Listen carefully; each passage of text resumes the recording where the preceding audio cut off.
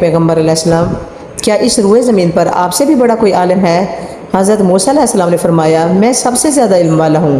لیکن اللہ تبارک و تعالیٰ کو حضرت موسیٰ علیہ السلام کی یہ بات پسند نہ آئی، لہٰذا حضرت موسیٰ علیہ السلام پر وحی آئی کہ ہمارا ایک بندہ مجمع البحرین پر ہے جو آپ سے زیادہ علم رکھتا ہے۔ اس پر حضرت موسیٰ علیہ السلام نے اللہ تعالیٰ سے درخواست کی انہیں اس شخص سے ملاقات کرنی ہے تاکہ انہیں جو غیر معمولی علم عطا ہوئی ہے اس سے آپ علیہ السلام استفادہ کر سکیں۔ اللہ تبارک و تعالیٰ نے فرمایا اس بندے کا نام خضر علیہ السلام ہے، ان سے آپ علیہ السلام کی ملاقات ایک صورت میں ہوگی۔